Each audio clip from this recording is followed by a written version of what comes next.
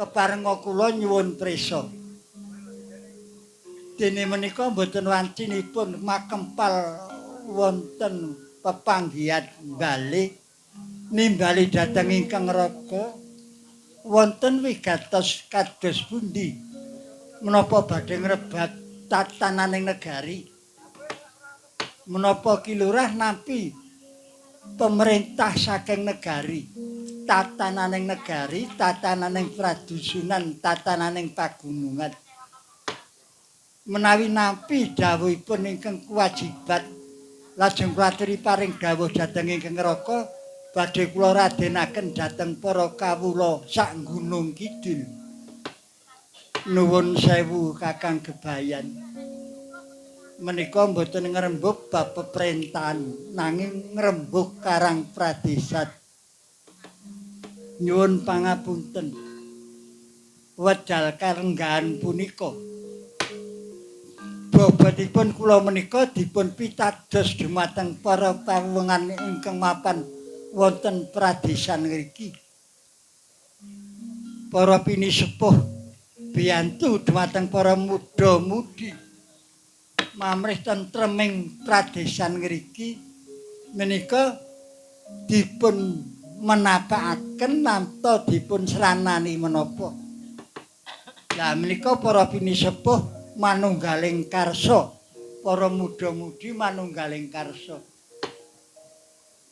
Badhe ngresiki desa, badhe pasang karas mamrih sagedipun tata titi tentrem miturut pangestunipun ingkang murbeng dumadi.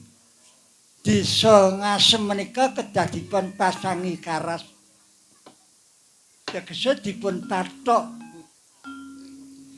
istilahipun nacara sakniki dipun papar tunggak tegese papar tunggak menika benten kados dalang riyin. Nek dalang riyin niku dineke ngruwat mapar tunggak negori Kambil ning nek dalang sakniki niku jane negori Kambil niku luput. Mboten ketemu ngakal lan to samangke mboten klebet pakem. Kula nuwun inggih. Ingkang klebet pakem menika malah nandur menika nek cara kraton ngaten menika. Lah angelipun nggih ruwatan niku Murwakala. Srananipun anggenipun badhe medhem karas. Medhem pathok menika kedah mawi ruwatan Murwakala. Mongko Murwakala menika ingkang saged para dalang-dalang. Mongko kula menika kalih dalang dereng apal. Lah sing ngapal dalang-dalang sak Gunung Kidul niku Kakang Gebayan. Prayogipun lajeng golek dalang pundi ingkang kersa pasang karas lan to ngruwat Murwakala wonten dusun Ngasem mriki. Napa badhe dhateng mentel?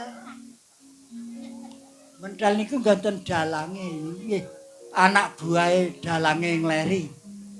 Iku najan kelenggane lurah ning nyatane ngaku bapa kalih dalange ngleri niku nggih iso mayang ning kirang prisa saged ngruwat napa mboten kula dereng ngertos. Lah aja mboten saged ngruwat ki nek upahe akeh. Wong dijujuke kono upah. Lah dereng iso karang dereng diparengake kalih Pak Simun nggih sampeyan niku. Niku anak buahe Pak Simun. Lah nek Pak Simun niku dalang Gunung Kidul niku racak-racak dados anak buahe Pak Simun sedaya. Kula nuwun inggih. Lah sakniki nek pengalaman dalang niku sing apal niku jenengan mang golek dalang pundi sing kinten-kinten saged Murwakala. Kula casi presa. Miturut pangendikanipun para wali dalang menika dipun cipta wujude dalang menika telu. Wujude dalang niku telu, dalang ingkang kados pundi? Siji dalang sejati. Loro dalang kandha bana, telu dalang temiyun tanpa rambatan. Lah niku sing kenging ngruwat pundi niku? Dalang telu niku sing iso ngruwat. Sedaya saged ngruwat ning mawi syarat kiambak-kiambak sing donekke dalang sejati. Dalang sejati menika turun dalang wiwit jaman para wali. Swargi Wali Songo nggih menika Senopati Demak. Senopati Demak menika naminipun Guntur Geni. Niku Senopati Demak. Kagungan putra-putri ning pinter joget, pinter sinden. Lajeng Sunan Giri gadah putra pinter joget, pinter nembang, pinter nabuh. Lah niku kersane para sunan niku jadi jodhokake kalih putrane Senopati Demak niku. Tetane para wali sing donake dalang sejati niku turune Senopati Demak kalih Sunan Giri. Mula nek ringgitan nek ngaturi tamu-tamu mawi tembung sastra kula aturi tindak nggen kula badhe ringgitan ngaten menika karena nyemoni asmanipun Sunan Giri. Oh inggih. Menika mula ngaturi jeneng tenggen kula aturi mirsani ringgitan menika gepok asmanipun Sunan Giri. Menika ingkang dipunamaken dalang jati. Dalang sejati niku cetane para wali mbok ming seklemah unine menika sampun dadi sarana lan waton gentur tatane. Dados dalang menika sing pakok tapa tatane kudu gentur tenan niku dalang sejati. Lah nek Kandabana dalang Kandabana niku nggih kenging ngruwat. Ning nek pun netake anak mbarep pun mantu anak mbarep. Niku nek pun meguru kalih dalang sejati niku diparengake ngruwat. Kula nuwun inggih niku sing dalang Kandabana. Kula nuwun inggih kados dene Pak Lurah Mentel kados dene Kuat sak panunggalane niku anak kula Kuat Kanigara napa niku nek dereng mantu anak mbarep dereng netake anak mbarep dereng mantu anak mbarep dereng kena ngruwat ajeng prihatine gedhe ajeng kon apal kalih pakem ruwatan mboten kena ruwat nek wani ngruwat ora entuk idine dalang jati gedhe cilakane gedhe dosane kula nuwun inggih. Lah nek sing doneke dalang temiyun tanpa rambatan. Dalang temiyun tanpa rambatan menika anake dalang Simun. Bapak Simun niku Rabi Tani. Rabi Samiem. Etunge bojone Simun niku mengko ciduk jawet namanya. Ning duwe anak iso mayang. Menika candranipun dalang temiyun tanpa rambatan. Arpa wis duwe ngelmu gedhe prihatine. Ning nek dereng mantu putu dereng kena ngruwat, mongko putu kula isih cilik-cilik. Anak kula niku lagi kapan ya aku kentuk ngruwat. Rasa ngruwat ora apa-apa anggere payu mayang kula nggih ngaten. Lah dereng tekan mangsane niku sing jenenge dalang temiyun tanpa rambatan.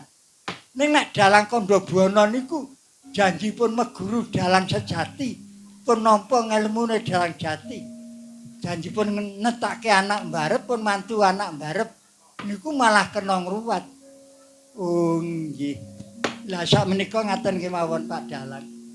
Napa Kakang Gebayan mamres samangke saged kasumbadan ngriki sagedipun kasumbadan sedyanipun para pinesepuh lan para nem-neman para muda-mudi sakniki mangpados dalang ten ngare napa ten wah nek golek ten ngare niku regane larang bab dalang ngare niku sedaya mung sedulur kula dene Pak Tinggul Pak Sugi sak panunggalanipun Tejo sak enturane niku malwarise Simun. Niku nek kan ngruwat opahe tikel papat kalih nek mayang bengi. Larang banget niku. Rekoso niku. Lah apike yo golek dalang sing murah mawon. Dalang sing murah punten ngleri mawon.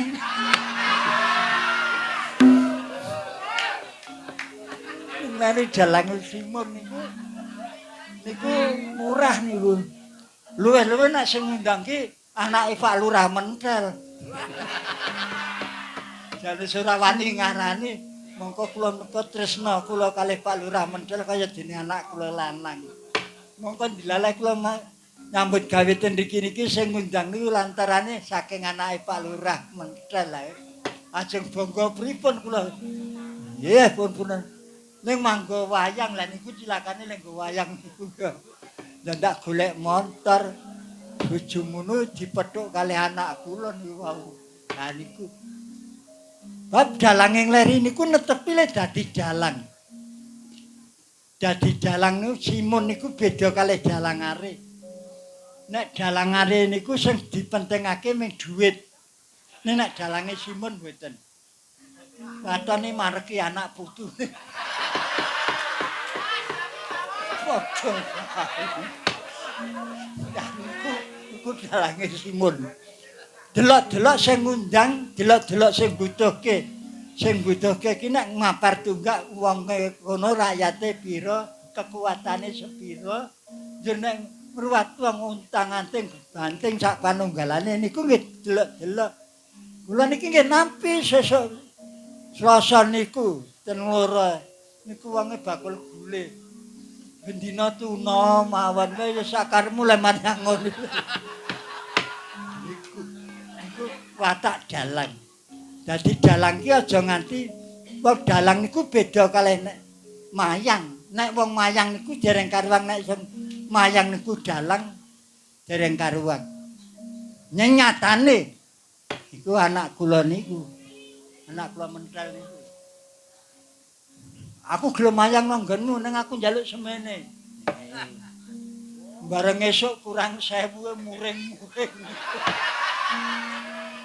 Mongko bengi niku le ngosake ngamarta ambek adil Polomarta welas ase bareng dite kurang 1000 muring-muring. Niku dereng galang niku jan.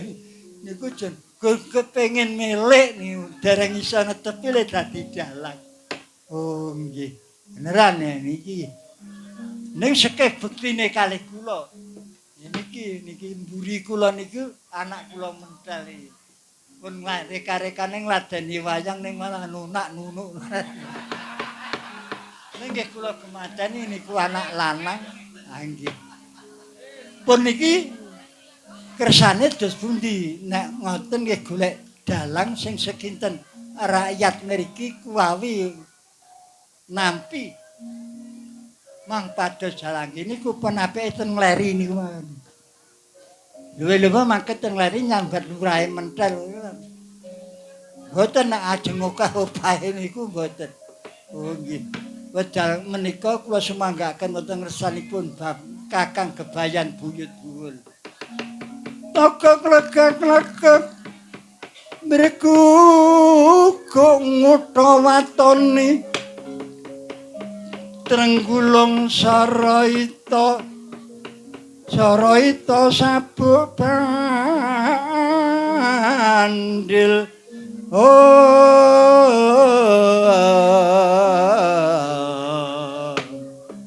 ngelingono yen dewa kamanungsan ngelingono dewa kamanungsan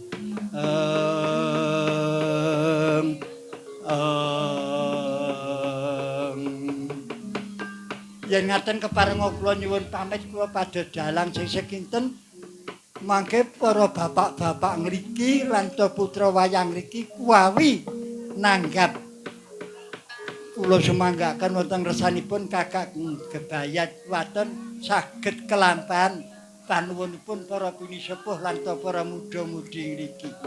Keparenga kula nyuwun pamit nyuwun tambahing pangestu mboten kadosa rinten pantura latri kula nuwun kayan jawata saged kasumbadan sedyanipun para kadang-kadang kula ing ngriki lan para putra kakung putri kula nuwun inggih matur genging panuwun Ki Lurah Ki Ageng Ganjur.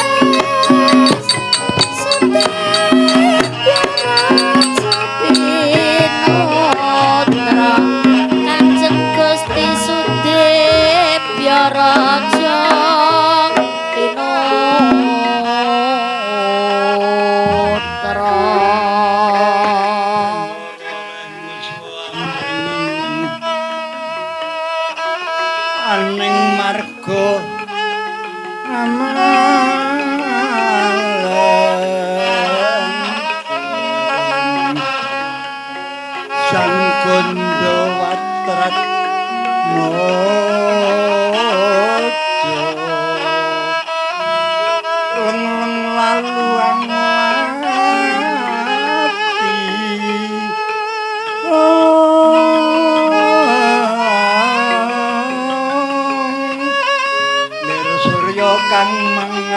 sang wayah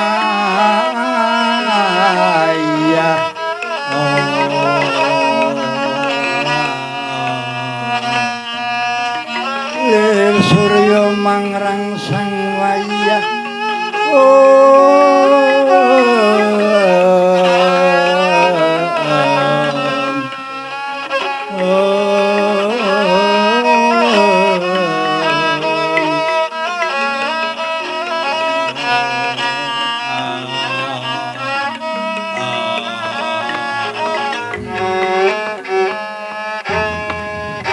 nuwun sewu piyantun keng katemben tindak kula suwun kendel rumiyin kula badhe nyuwun prisa panjenengan menika piyantun saking pundi sinten sinambating wangi menawi panjenengan mundhut prisa dhateng kula menika tiyang-tiyang kabur kanginan delap-delap ingkang sudi mestani dhateng kula dalang sejati dalang kandha bana dalang temyun tanpa rambatan oh panjenengan Pak Dalang kula nuwun inggih lajeng panjenengan sinten kula sesepuh dusun riki nami kula Buyut Buwel keparengipun negari kula dipun paringi kalenggahan Gebayat oh inggih lajeng ingkang setri menika sinten kula menika penggenderipun Pak Dalang nami kula Endang Saruni oh panjenengan Endang Saruni kula nuwun inggih lah ingkang lemah wingking menika panjak oh nggih asemanipun Semsuri Sugeng Slamet wah letadis pengendange dalang kula cadis nuwun pangapunten Pak Dalang menawi Pak Dalang kersa kula suwuni senjata pitulung kula jengkar saking padusunan kula menika badhe pados pitulungan panjenengan pados pitulungan kados pundi dadosna pamrisa dusun kula menika para pinisepuh lan para muda-mudi kepengin badhe mapar tunggak badhe ngruwat Murwakala Dusur Ngasem Mbata Ngasem menika kepengin badhe nyustekaken danyang semana bumi dusun Ngasem nanging keparengipun para pinisepuh netepi jaman kuno nek jaman kuno niku nek ngresiki desa kudu wayangan ora ketang ning sedina golek dalang sing iso ngruwat nek mboten mawi wayangan naminipun mboten sah kirang marem ngaten mila nyuwun pangapunten kula pados dalang menika dumugi pundi-pundi saha kepanggih panjenengan menika upamanipun panjenengan menika kula suwune senjata pitulung ngresiki dusun Mbata Ngasem namung sedinten ngruwat mapar tunggak Murwakala pasang pathok wonten riku menika kersa mapan menika sampun pedamelan kula mboten badhe seminggah kula badhe purun minangkani panuwunipun para pepundhen ing ngriku lan para putra-putra mudimu lan para putra-putra putri. Oh nggih matur nuwun nek panjenengan kersa kula suwune senjata pitulung. Lah nek panjenengan kersa kula suwune senjata pitulung nyuwun pangapunten wong menika namung sak awan. Menika kula nyuwun prisa. Nek ngringgit sak awan menika lajeng kinten-kinten biayanipun pinten? Nyuwun pangapunten. Watak dalang sing watak dalang niku. Watak dalang menika mboten pados arta nanging pados seduluran, pados anak. nek pancen purun ngaku sedulur kalih kula, ngaku tiyang sepuh kula. Mboten kawratan kula minangkani nika. Dados bab ragat menika kula sumanggaaken watonipun srananipun kula ngruwat menika kedah wonten kedah Bapak. Oh, ngaten. Kula nuwun inggih. Wala niku. Ning mboten biayanipun mboten dipun petang, mboten sah kula petang. Monggo mawon kekiyatanipun sepinten. Oh, nggih. Matur nuwun. Pokoke biaya niku ora usah akeh-akeh. Watone cukup bendinane. Panjake Pak Dalang ki bangeten. Lah kabeh ki anak-anak kabeh putu kabeh iki. Nyuwun pangapunten. Sajenipun menapa mboten perlu kula aturaken. Sajen menika sing apal sajen nika Kakang Panjak. Oh nggih. Sajenipun tiyang ruwat niku napa? Kaki Panjak. Sajen iki ora sah angel-angel. Kula nuwuni watone Bapak. Oh nggih.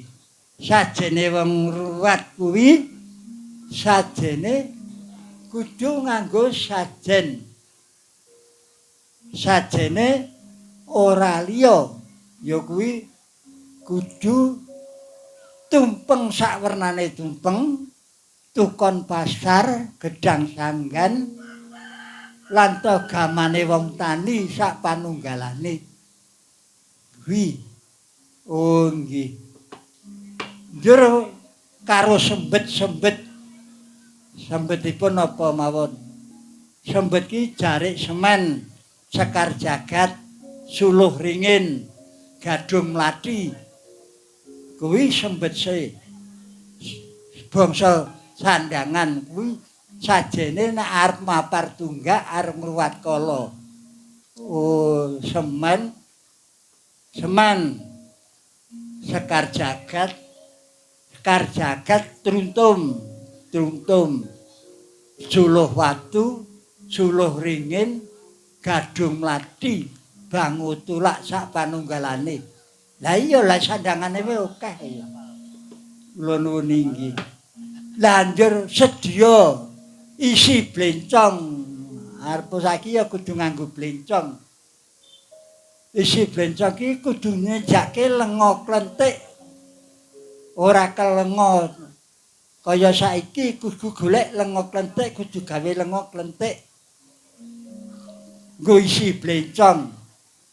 Lah lenga klenthik niku kinten-kinten blencong niku pinten gendul niku. Ora usah akeh-akeh. Ya kira-kira genep sak drim. Ora blencong iki sepira dengane kok sak drim. Lah kuwi sajene wong ruwat. Oh nggih. Garuluku kuwi sajene wong ruwat. Pokoke sajene wong ruwat kuwi garuluku gamane wong tani. Njur amben anyar.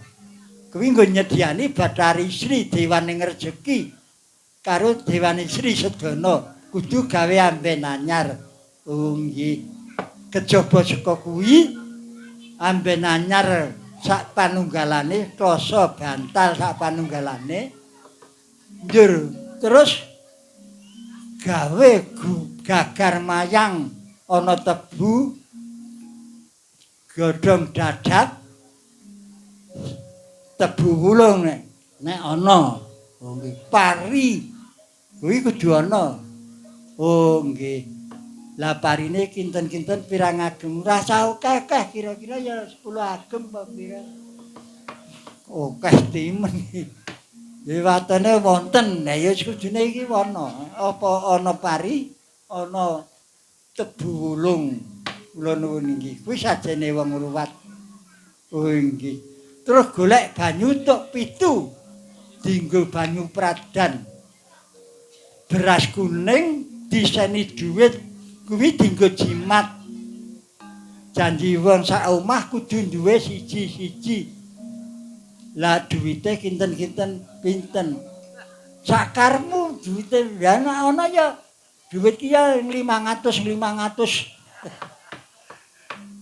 Mboten 50 pun cukup kok mbok 500. Lah mangke rak turane rak kula. Kakang tanjaki jeneng golek turahan terus kuwi sajene. Oh nggih. Nggih pun sakniki ngaten kemawon. Pak Dalang. Gandeng sajene semanten kathahipun nyuwun pangapunten ngajeni Betari Sri, ngajeni Sri Sedana, ngajeni Bathara Kala saenturune. Kula namung gadah harta semanten menika pokoke nyuwun pangapunten glundung suling nggih semanten menika kersa napa. Piye Kakang Panjak diglundungi suling ning semono ki. Walah jane. Ya wis, nek Pak Dalang pun kersa nggih pun monggo. Lah sing mesakake ki wiyaga ni. Wiyaga ki nek mung dikai sak sulinge. Mesakake. Nggih sampun wasipun kula sagahi menapa ingkang dados kersanipun para sepuh ing dusun ngriku. Mulat mara sang Pandu putra anjek ya salira tunggal.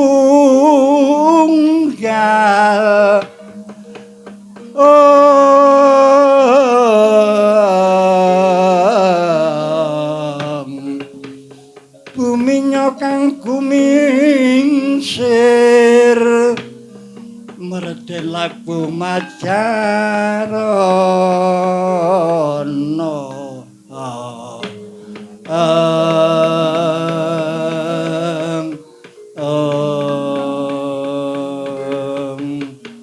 Yen ngaten pundi papanipun mangke badhe kula tindakaken.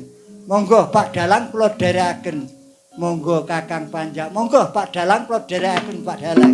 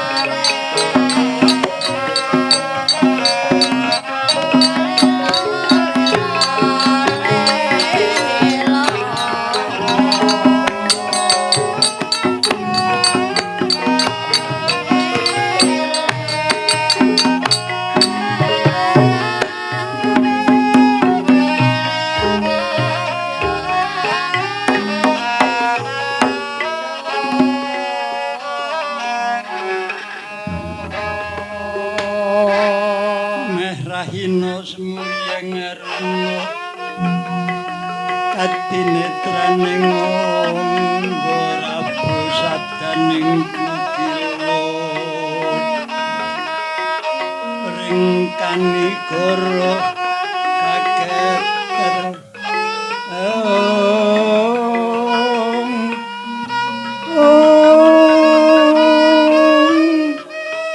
kekidungane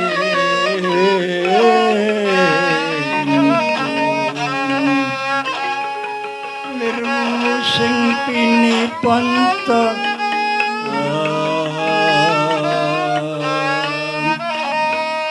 pepetoke ngayang wono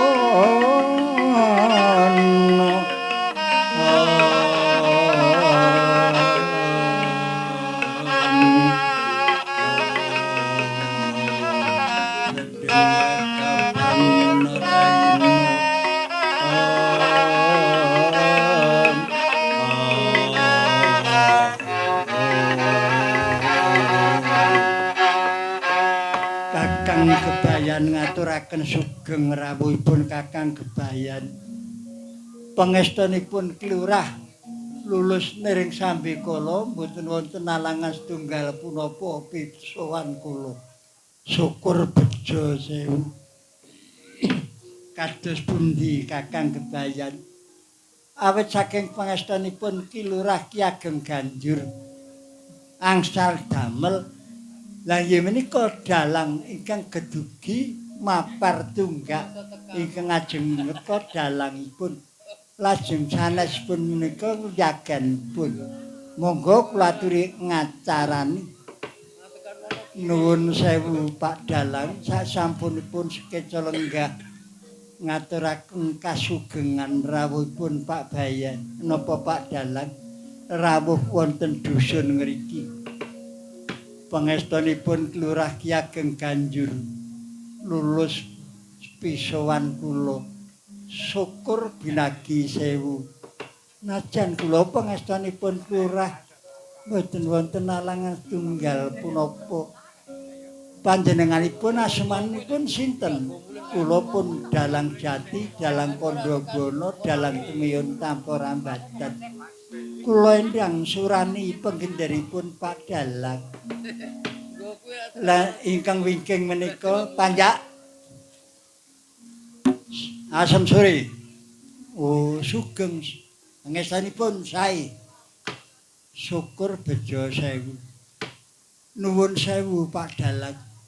Mila Pak Dalang kasuwun rawuh wonten dusun mriki.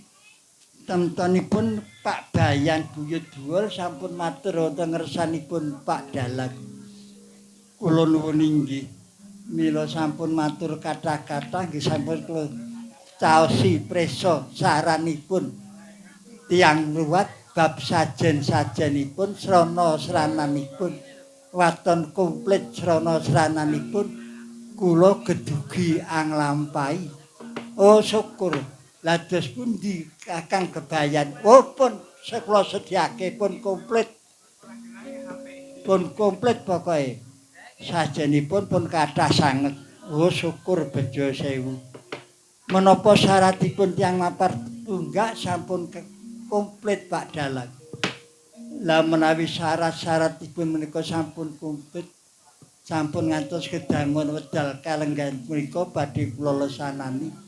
Papan ingkang kinarya kangge ringgitan pundi? Inggih ngriki menika. Yen ngaten keparenga kula nyuwun pamit badhe tata-tata syarat-syarat ingkang kinarya kangge mapar tunggak. Yen mekaten kula semanggaaken wonten kersanipun Pak Dalang. Yen ngaten kula semanggaaken papan menika wonten kersanipun Pak Dalang. Kula badhe semingkir kayan Kakang Gebayan. Monggo Kilurah kula sumanggaken waton papan menika sampun kaparingaken dhateng kula ampun dados purba wasesa kula. Kula nuwun inggih kula pasrahaken dhateng Pak Dalang. Yaning tlaga kadilangit. Kembang kapas wulan pamaneka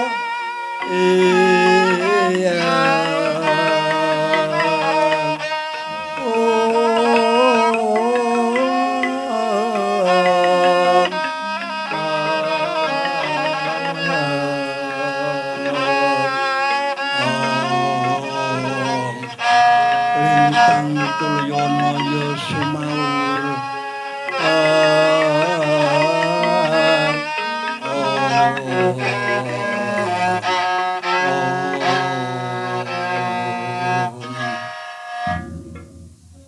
Kakang Panjak nuwun kula Pak Dalang sampun ngantos kedangun monggo lajeng kula aturi pasang panggung kinarya kangge ngruwat oh nggih makih kula pasange panggunge boten kula pasang kula tatane panggunge kula tatane gek makih gamelan nggih kula tatane oh nggih kula sumanggaaken wonten ngersanipun Bapak napa Bapak kebayan monggo mawon anggenipun badhe meranata. Nggih.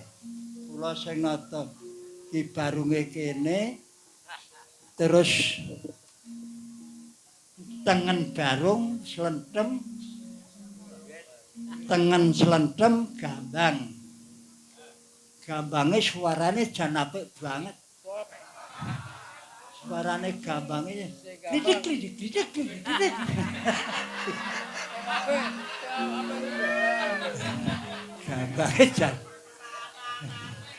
Gambange jan suarane kaya nuduki kreweng.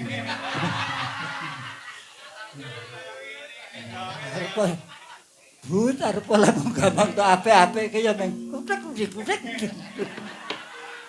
Pun saniki pun rampung blencong pun kula tata. Panggung pun kula tata kula semanggaken dhateng Pak Dalang. Kula nuwun inggih. Nalika semanten Bapak Dalang murwaning ringgit Nurwakala. Nalika semanten dusun mriki wonten satunggaling amang wonten satunggalipun tiyang Bapak Mudin. Ibu Mudin rewang tenggen wayangan. Bapak Mudin tenggo griya. Nanging Bapak Mudin kepengin badhe ngertos carane wong ngruwat ki kepiye, sejarahe wong ngruwat ki kepiye.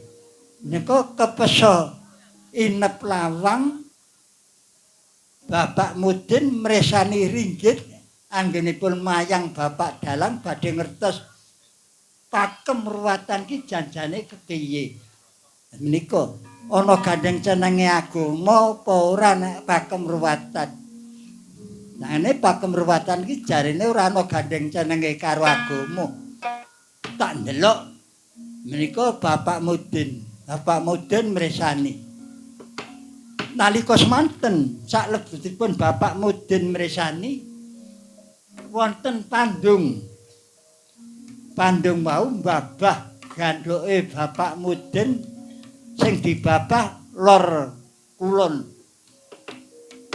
Pandunge kalih. Sing setunggal tenggo babahan, sing setunggal merbet griya. Ngukupi bandane Pak Mudin. Nalika semanten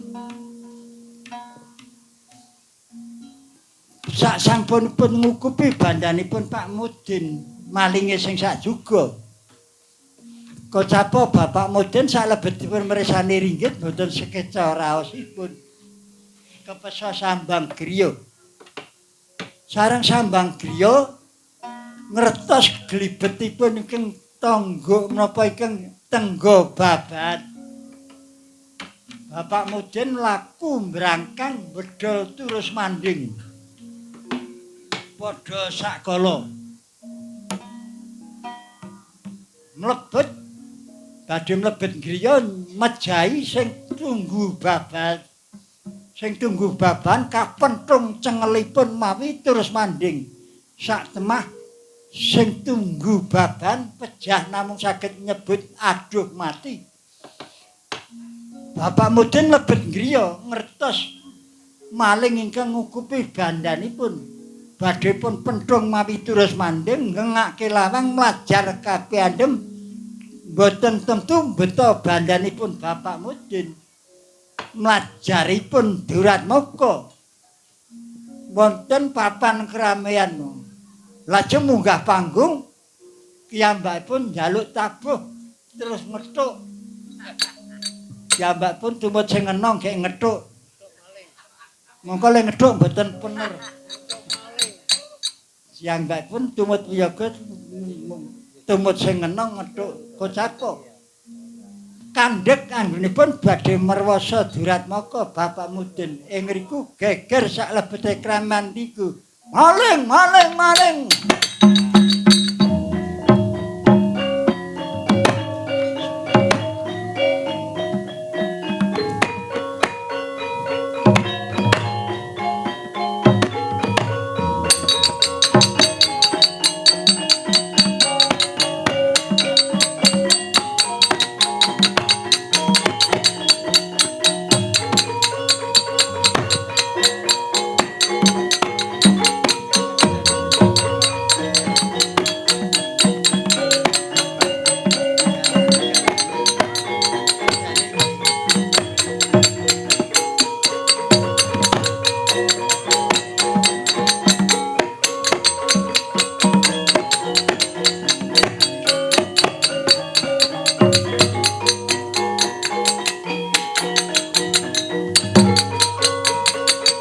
Mati ning aku.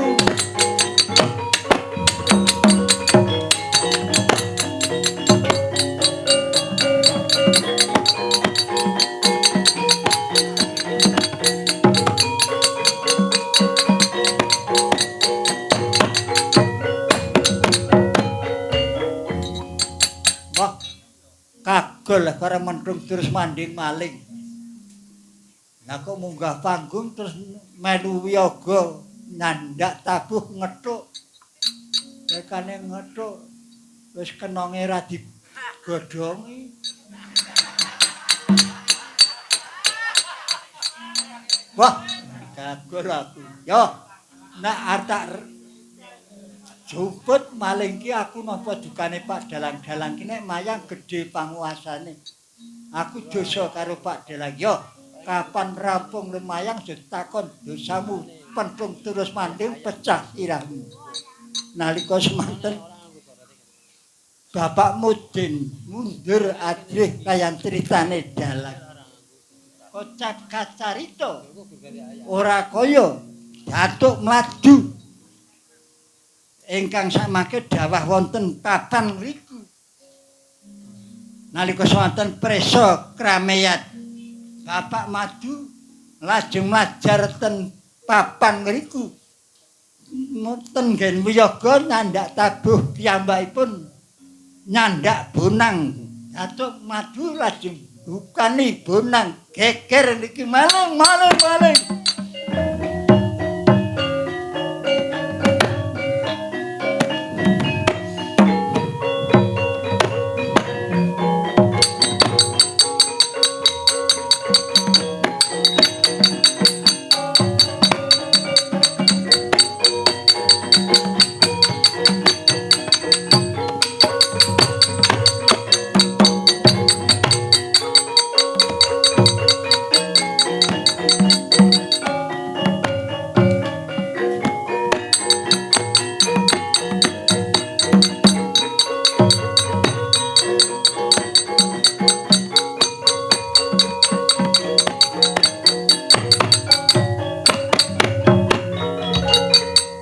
Datuk maju tumut wiyaga nyandak tabuh piyambakipun bonang. Ngajar mboten iso buka ning nyandak bonang. Apa ora kaya Wulandharmi kang ujung Bathara Kala geger ramane maling-maling.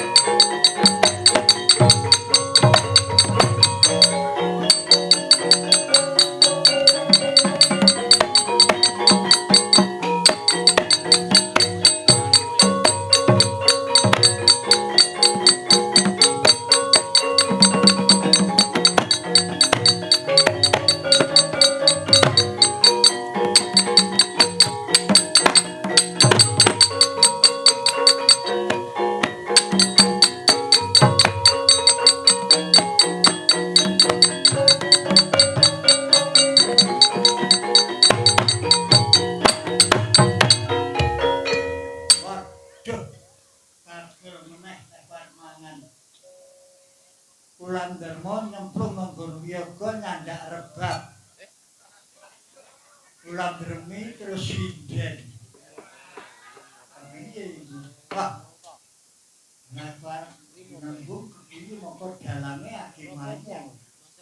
Pak dalang larang nggon mayang aku kepengin rembukan karo kowe. Kowe kuwi sapa nguyak-uyak kelir. Kelir iki nek tak uyak-uyak bebayani. Kelir mau tak uyak-uyak. Nek kelire mau rubuhe mlebu sing cilaka sing undang. Sing undang pitung turunan ora duwe rezeki. Kosok barine nek kelir mau rubuh iki sing cilaka dalange. Pitung turunan dalange ora kayu mayang. Ngrubah format. Kowe gelem ngalih ora? Perkara kala. Tak banjur kelem nguyak-uyak kelir lebur papan tanpa Gusti. Kowe semikir. Ora semikir aja takon desamu. Kowe ora semikir tak antem nganggo cempala, keprok nganggo geprak ajur raimu. Duh. Nang dalane keren. Dalan wis tuwae kok ya keren ya.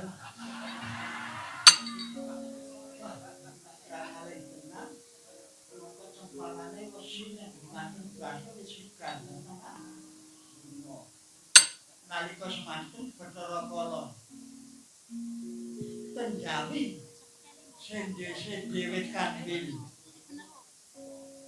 ngantos wite kandil doyong mila-mila dirasa nek nanam klapa sampun wonten kidul griya pacer lawak mesti gune mboten purut jejeg mesti doyong tinarya kangge pepeling nalika kala lendhe-lendhe wit kandil dawane dangu anggenipun bujur-bujur ulang dan sayak sak mangke Bathara Kala ketileman boten krasa bedamanipun nalika semanten pun tumpangaken wonten jaja ngantos bedamanipun kecer boten krasa aku tinggal tilem kaya Bathara Kala nalika semanten pite kambil ngantos doyong mila saking menika ngantos-antos menawi naneng klapa sampun ngantos wonten kidul griya tanpa cerlawang saking pancerlawang tentu wonten udida mila ingkang saking menika sampun ngantos sak mangke nanung klapa wonten kidul griya pancerlawang. Nyuwun pangapunten Pak Dalang. Wonten napa Kakang Panjang. Dalang tuwa niku sing pokok critane mawon. Sampeyan niku umure wis 100. Bejo dalang niku umure wis 100 pun boten cakupan perang. Nek sampeyan kebukan perang mangke ndak gelis modar. Lah sampeyan ajeng dhewe kula nyuwun pamit riyin. Sampeyan sampun jejak geprak riyin kula dereng bali. Kula ajeng pamit medal. Lah ajeng napa? Ajeng ngelongi. Mondol-mondol ken wae. Oh nggih. Kula medal riyin. Ampun jejak geprak nek kula dereng bali. Nalika semanten kaki panjang ngertos bedama sinten lemah padha sakala dijupuk men jaman iki kok karo nyawane Bathara Kala sak dhuwure apa entuk pangan iki jawe guru nek mbleh nganggo nyawa kudune dibeleh dhisik nek ora dibeleh gedhe dosane mongko sing mbleh bedama iki ben bedamane tak jupuke anggere bedamane tak jupuke arpa entuk pangan ki arep mangan kepiye wong ora ana sing golek. Pun sakniki mang jejak geprak. Pun rampung pun nek dereng medal dereng mergo nggih. Lho bareng ku kerja marem. Pun sakniki kembang jejak geprak. Nggih. Pun ajeng rampung asal mlinggi. Lah nggih. Nalika semanten Bathara Kala salebetipun tilem mireng gayi nangis kaget karo-karo. Kok krungu bayi nangis. Nang endi sing nangis? Ora kae apa? Tak delok mbokne bayi agi gugung. Adate nek mbokne agi gugung bayine digedhong. Dikekke bandulan apa nang peturon tak colonge bayine. Nalika semanten bayine pun colong Bathara Kala. Kebeneran Pak Dalang lemayang wis rampung tak nemoni Pak Dalang. Kok bedamaku ora ono ya. Padha gawa apa? Biyung Dirga. Lah aku ora nggawa. Aku wedi wong pusaka kok. Aku ora wani nggawa. Mau ora tak gawa. Waduh. Nang endi bedamaku? Anu, mbok menawa tiba apa kepiye mau panjake dalange metu. Panjake dalange metu mbok menawa bedamamu colong panjake. Saiki nara ngono. Oh, panjake dalange mau metu. Oh, nek ngono dicolong panjake dalange. Mbok menawa dicolong panjake dalange. Yaneng kula di langit. Membang kapas wulan upamaneka lintang toyana pesumo kang sinamamu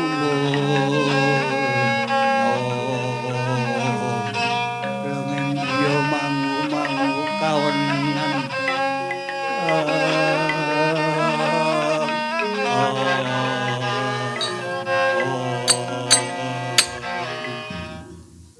kaki dalan lho Bathara Kala bali meneh ana apa Bathara Kala aku tak takon nalika kowe mau mayang panjakmu metu ya panjakku pancen metu wah lha kuwi nek ngono terang nek bedamaku colong panjakmu metu ning keterangane nyolong pusakaku nyolong bedamaku. Waduh iki tak jaluk Kakang Panjak, kula Pak Dalang.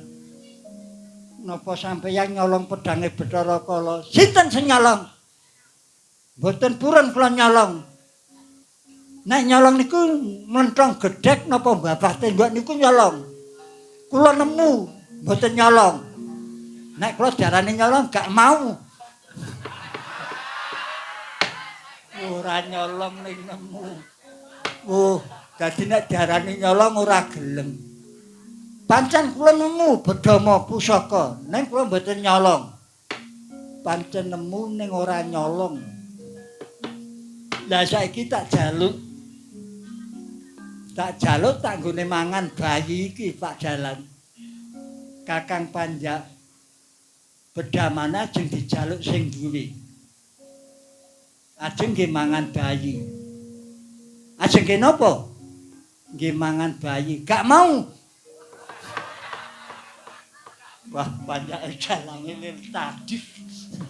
Mboten kenging. Kula nehke panjak niku. Napa sakmake bedama ning ditebus sing meruwat kalih ajine barang. Nek mboten meruwat kalih ajine barang, mboten kenging.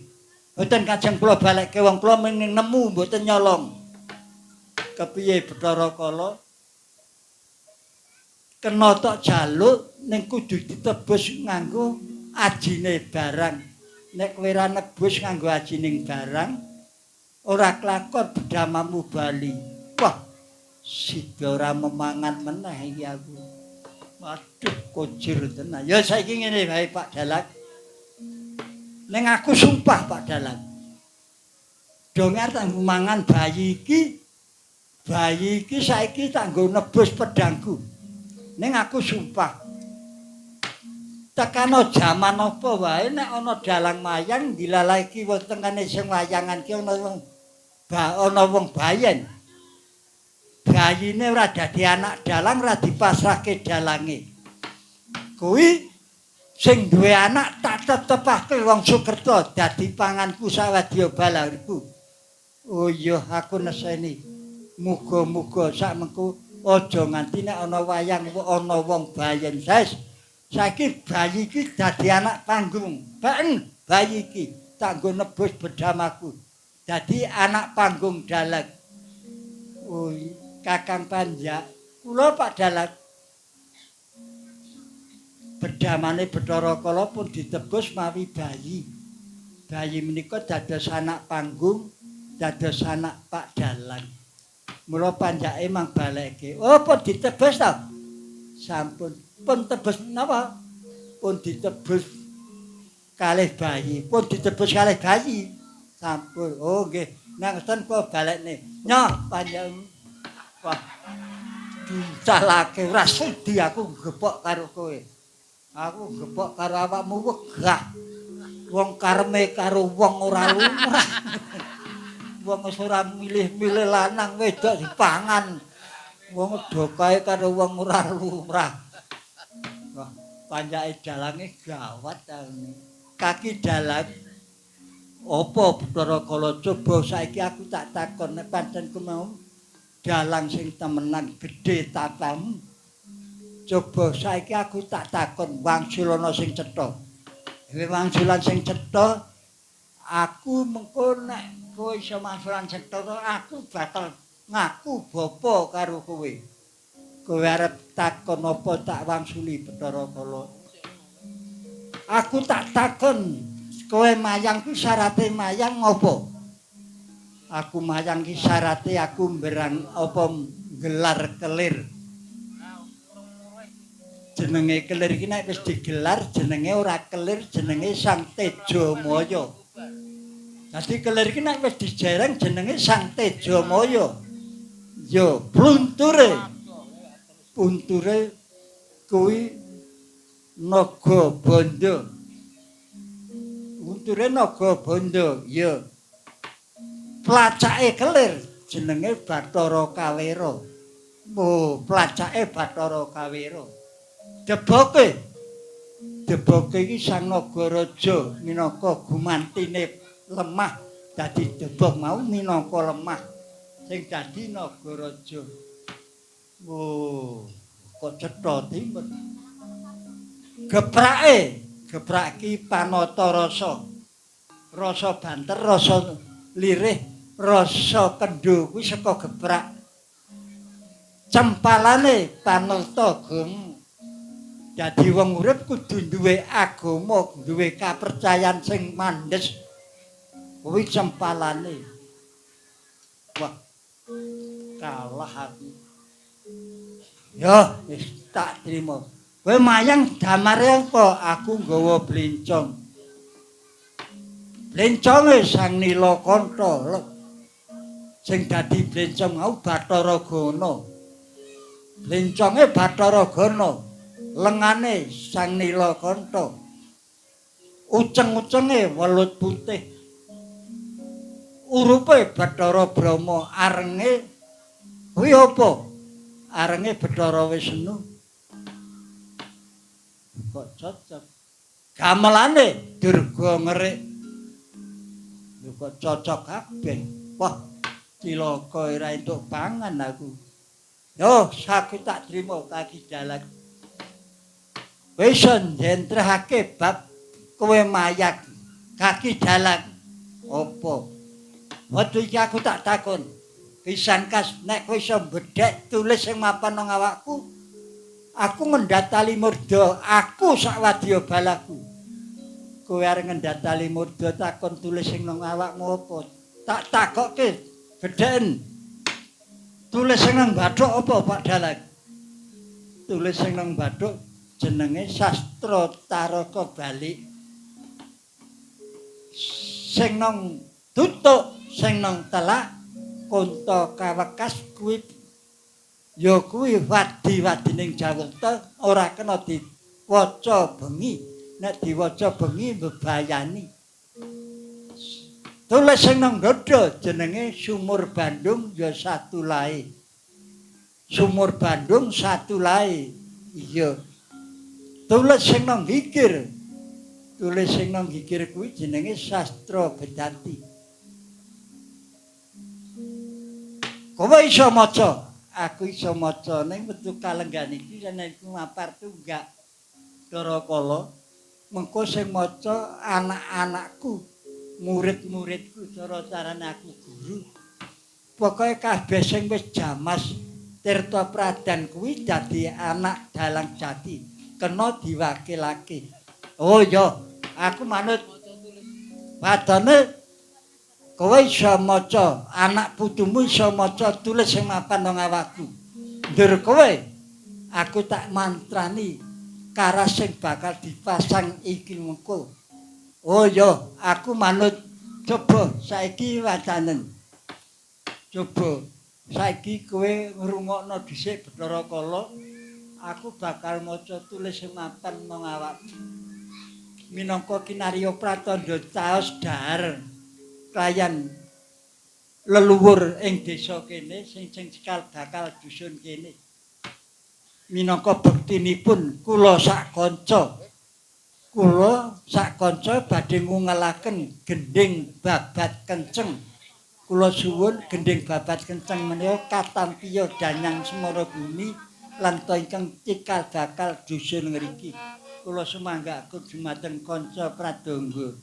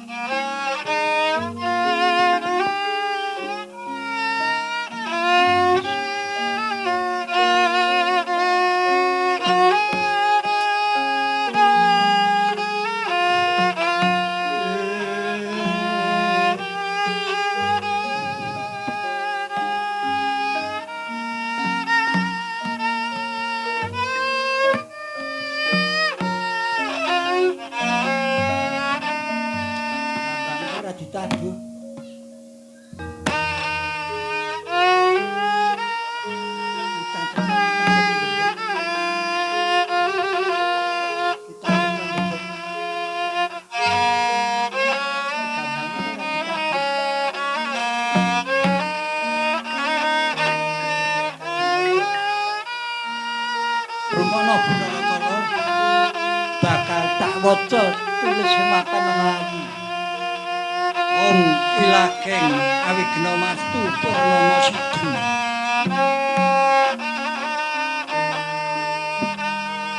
Om Brahmana ganti Brahmana. Kama tumiba nang lemah. Nek darani banyu dudu banyu, getih dudu getih.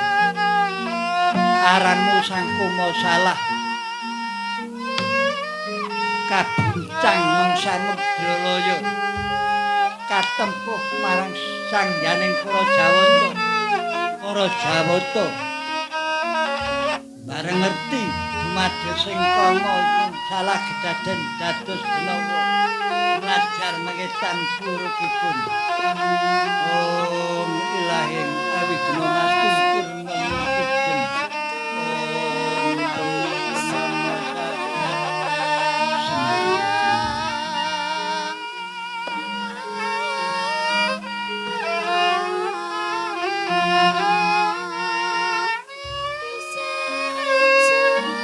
anak kula Rai Mentel nyuwun pangapunten.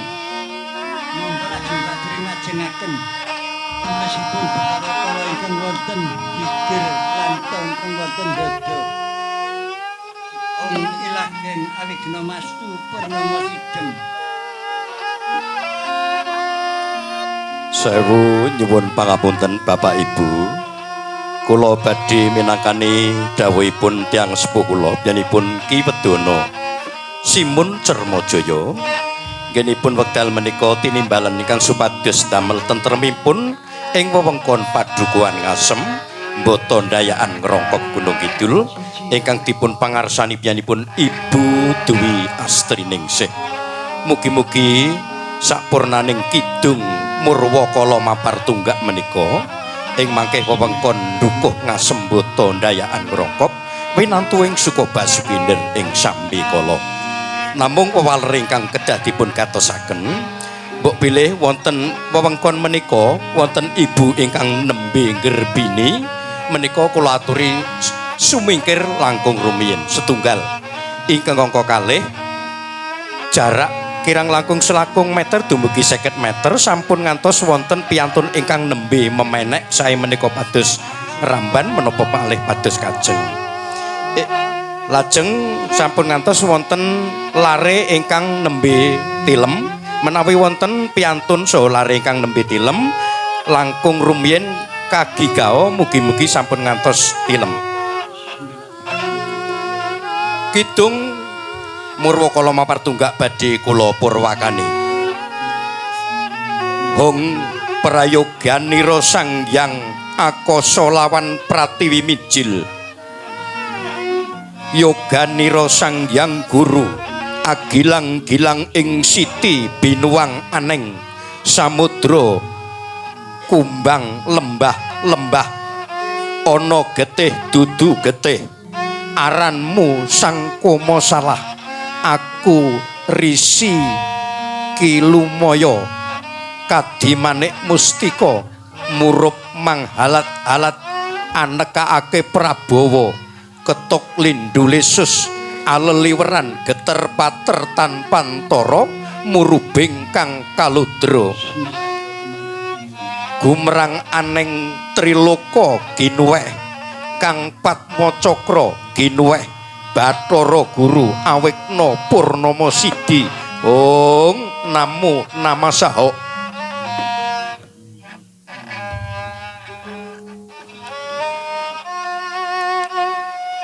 Binuka purwaning ring Pusputaka ginuthuk patemu cakra kang minangka sirahmu ginuthuk pamurwaja minangka rambutmu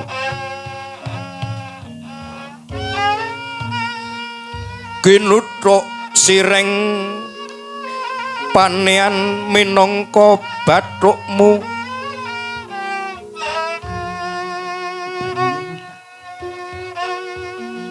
ginuthuk rengas wastra minangka alismu ginuthuk surya kantra minangka dadi netramu ginuthuk sireng kilat maya minangka dadi kedhepmu ginuthuk sireng sanyata minangka pipimu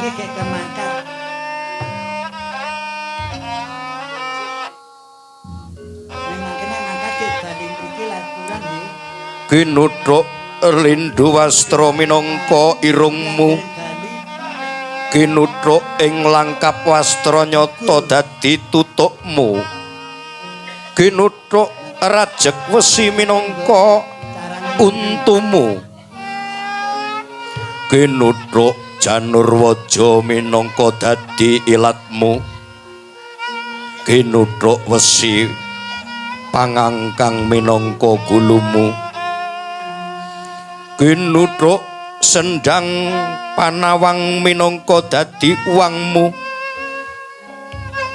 ginuthuk soreng candrarasa minangka tanganmu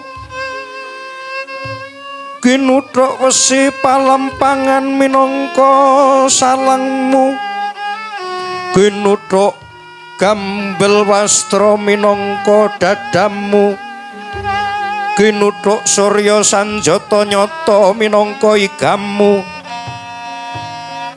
ginuthuk sireng padapan nyata dadi atimu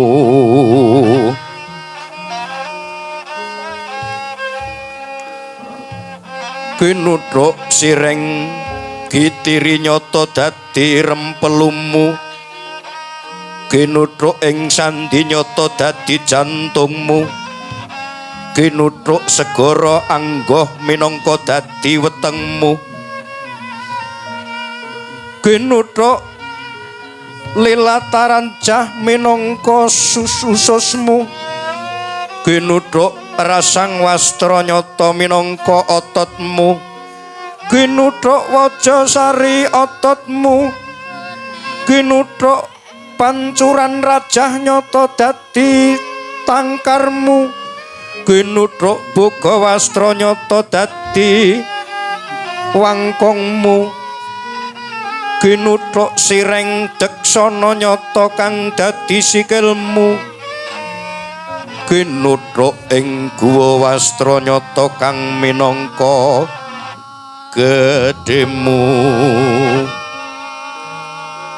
Kinuthuk krama wastra minangka nesumum remejot ngolah ambegan ngadeg kagiri-giri nguwus-uwus sira mulat mangetan sak kabehing jawata kageran ndeleng sira rupamu sangkoma salah awikna mastu nama sidi hong masaha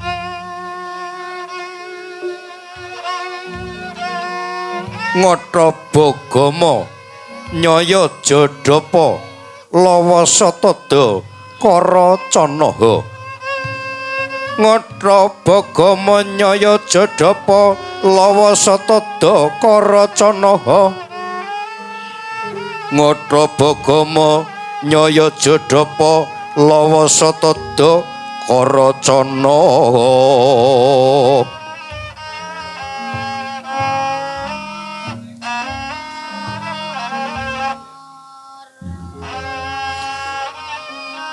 Sangkala lumerang sakaning lara lungguh ing otot lan ing rempelu kang lara mulya hulya dening Bathara Brama kena ing lara lungguh ing daging lan getih kang lara mulya dening Bathara Guru kena ing lara lungguh ing tutuk gurune lumebu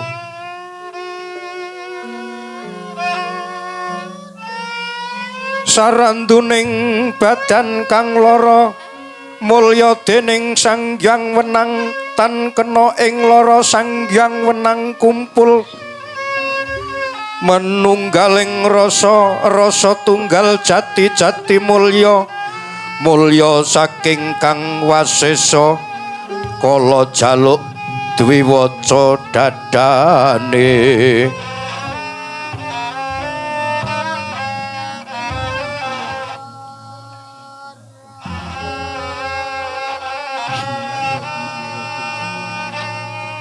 Hong milaheng purnama sidhem yogyanira Sang Hyang Guru lan Pratiwi mijil kemulan Bathari Umayi mijil saking limu ing susah saliranira Sang Hyang Kasika mijila Bathara Gagra saking balung mulan niranata Sang Hyang Pritanjala saking sungsum mulanira Sang Hyang Kurisa saking daging mulanya ana kang Bathara Mestira saking otot kamulaning mijil Sang Hyang Pritanjala saking sungsum mulanira kinen agawe loka melu alumeh tinut denira Sang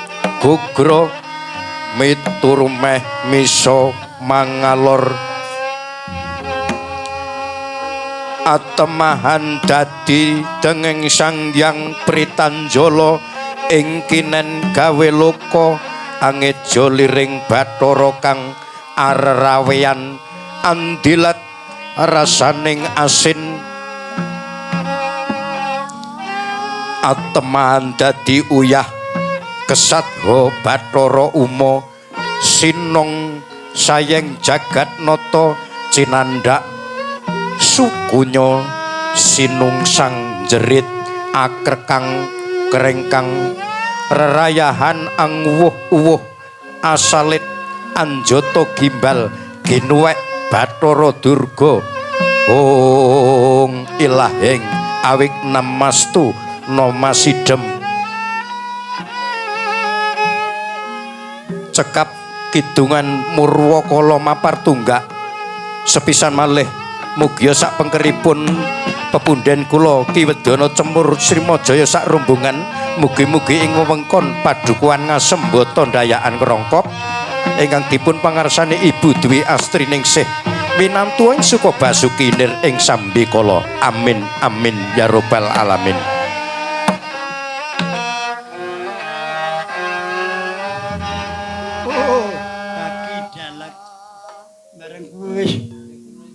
Anakmu maca tulis sing mapan nang awakku lan tok wis mantrane karas sing bakal dipathokake nang desa iki awakku rumangsa lemes ora duwe daya apa-apa aku bakal ngaku bapa kowe ora meng aku sak anak putuku renen aku sing ngaku bapa kowe apa perintahmu aku manut apa kekarepamu aku manut ning aku pulihno kekuwatanku yen mangkono Bathara Kala nek kowe kepengin arep mulihke awakmu ning kowe mantep tenan lemu ngaku aku kowe gugu karo aku kowe tak omongi ya Bathara Kala aja pisan-pisan kowe ngepok koncane kadang-kadangku ingkang mapan nang desa kene lanto anak putuku desa kene kowe saan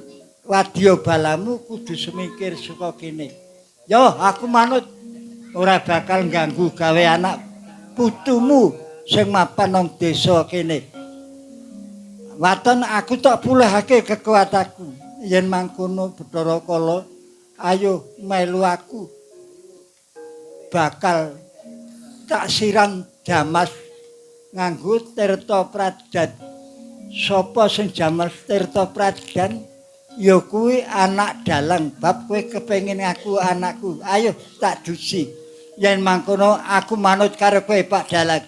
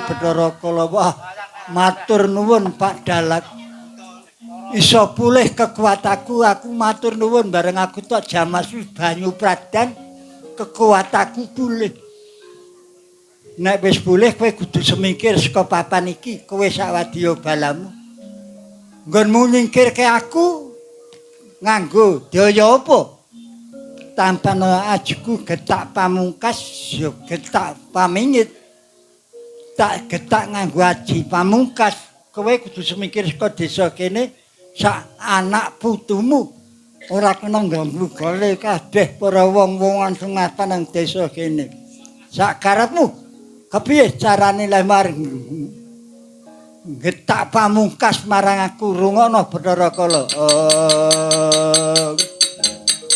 Sinengwati jagat karya momong sang Bayu putra.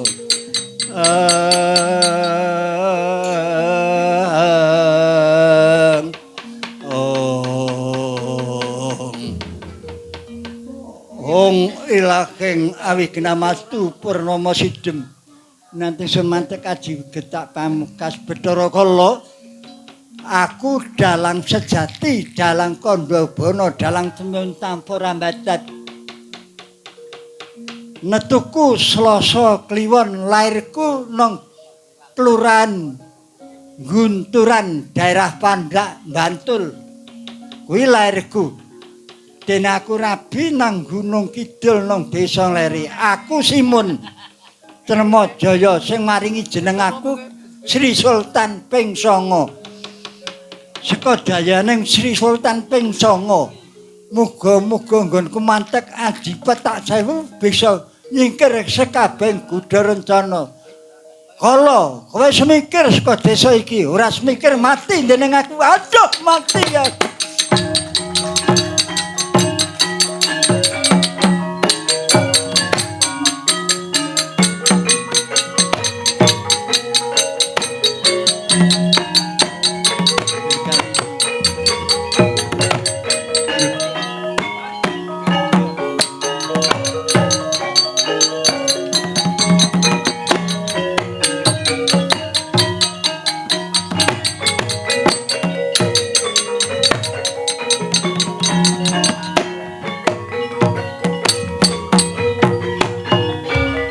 Kowe sapa? Kula Bathari Durga.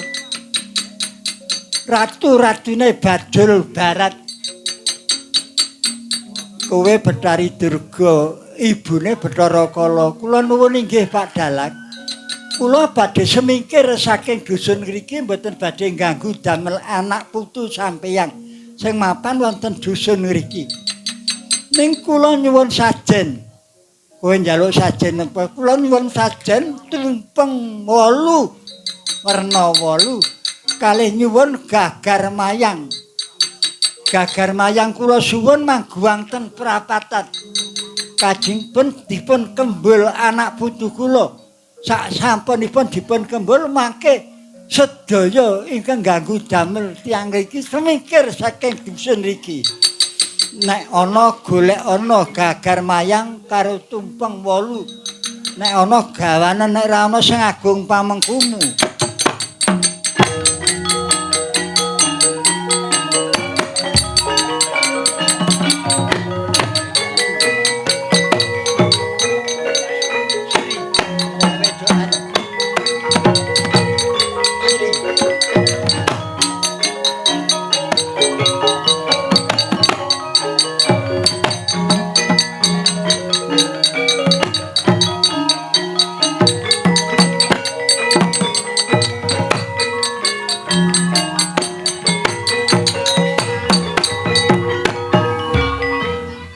Sapa? Kula Bathari Sri. Kula dewaning rejeki. Kula purun mayungi pawongan ngriki sak anak putune.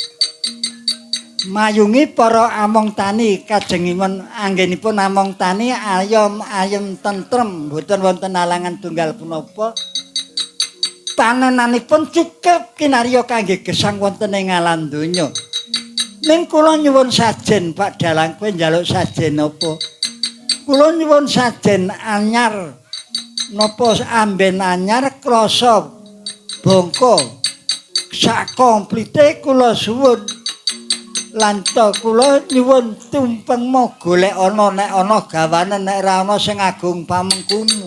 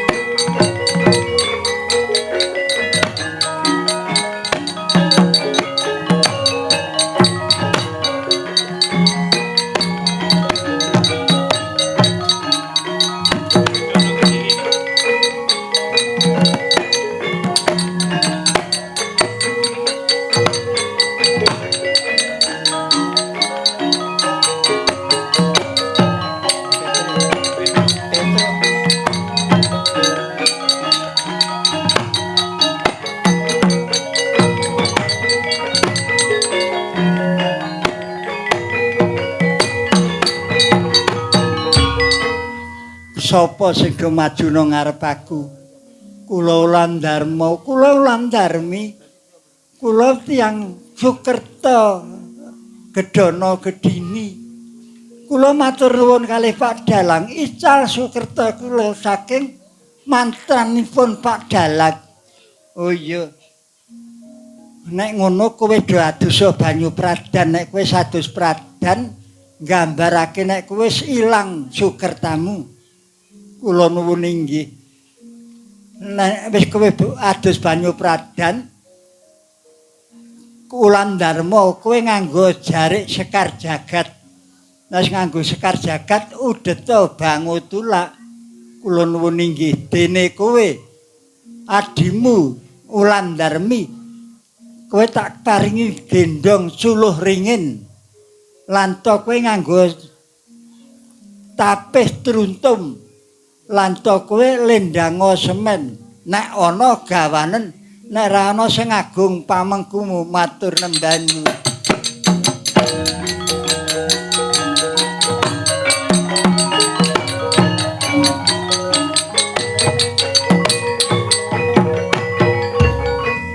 Kowe sapa? Aku Datuk Madu. Matur nuwun, aku ra sida dipangan kala. Aku dadi anakmu Pak Dalang. Ya kowe dadi anakku Datuk Madu. Minangka pratandha nek kowe mau anak Dalang ilang Sukertamu. Kae nggonku mayangke ana sajen iber-iberat. Ana dara, ana puter, lan ana bebek ayam sak panunggalane. Wektu iki gawanen karo sajen uruping damar gawanen. Minangka pratandha nek mau anakku. Oh iya matur nuwun. Lah kula kowe sapa? Kula Maling Soka. Kula kepengin aku bapa Pak Dalang. Dalang ki nek duwe anak maling ora seneng. Saiki kowe larane lehmu dadi maling. Waduh lha pun dados hobi ture. Hobi maling. Lah nek kula mboten maling sing nggingingane anak putu kula napa? Semurupa kae nggonku mayangke disajeni gawe luku. Gaman pertanian, gaman kabeh gaman pertukangan disajekake marang aku. Kae ana pari, ana tukon pasar lan to kabeh palawija gawanen dawak-dawakno nggungi ngoni anak putumu. Ning waton kowe aja maling. Oh nggih. Kowe ora kena maling apa meneh kowe nyolong bandane Pak Lurah sak RT-ne. Aja takon dosamu gedhe. Dosamu nek kowe wani nyolong bandane prabot desa. Oh, mboten entuk. Ora kena. Ning nek nyolong ndek sindene entuk. Alah, pokoke ora kena. Wah, lha wis entuk mangke. Watone sajen-sajen iku kula suwun golek ana nek ana gawanen nek ora ana sing agung pamengkumu.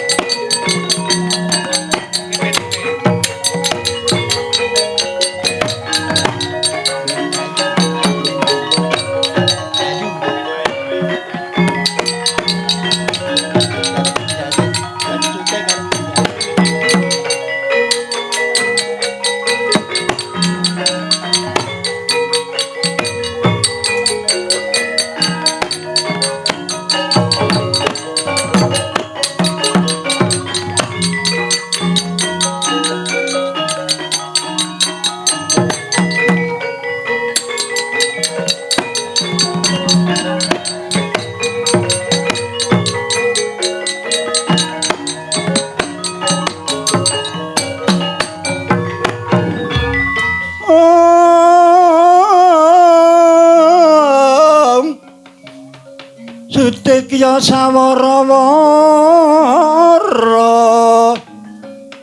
ingsun timbul trat gumeter prangira ila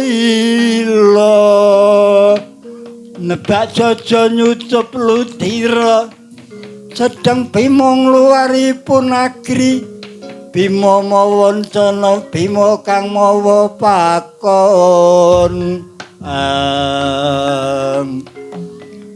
timbalamu apa guru bapakku kowe ora pangling karo aku ora pangling karo kowe nek ora pangling Bathara Bayu dina iki kowe tak paringi pusaka sapu jagat jenenge sapu jagat pecut penjalin tinggal gawanen desa kene saponana resik ana nek ana barang sing ala jin setan prayangan sing ngganggu gawe wong kene singkirna nek ra gelem semingkir seblak ana nganggo pecut penjalin tinggal oh ya aku manut ning nek kowe nyingkirake mantek Adidipa nek wis mantek Adidipa pecut karo sapu nggo nyaponi desa kene pangestumu tak jaluk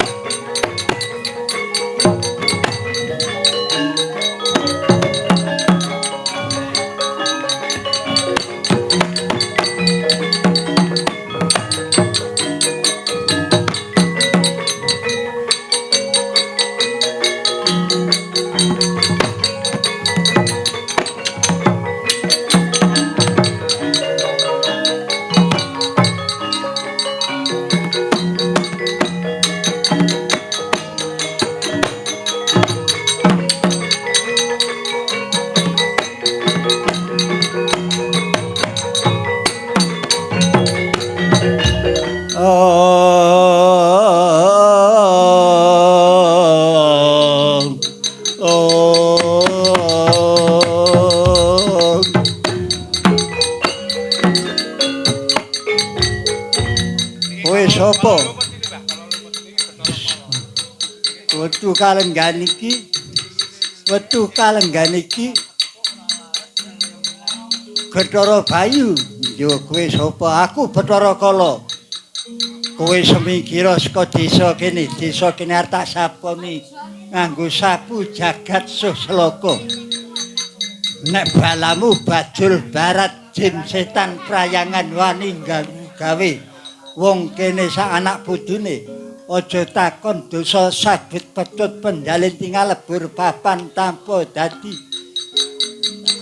ora semikir aja takon dosamu tampan ana Adidipa wong ilahing awigena mastu purnama sidhem niate semantek Adidipa nyikir kesekabeng jin setan prayangan iku Banaspati Reyong Warudaya semikir saka desa iki kena dayaning sapu jagat lan petut penjalin tinggal ilang musna padha sakala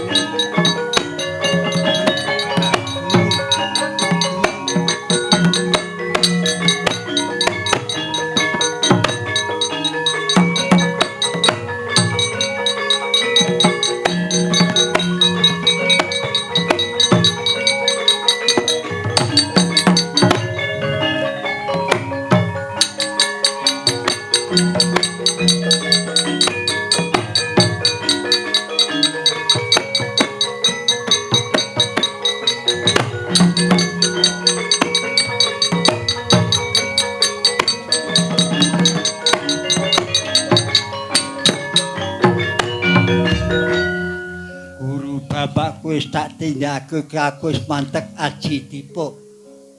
Lan to desa kene wis tak saben nganggo sagu jagat soselaka apa dene sesuker kene wis tak inggilke nganggo pecut penjalin tinggal syukur.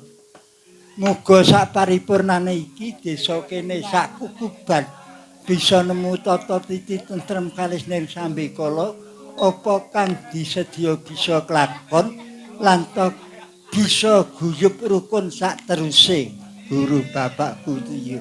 Wedu kalenggan kirene desa kene wis enten ayo bali makayangan tak derekake guru bapakku.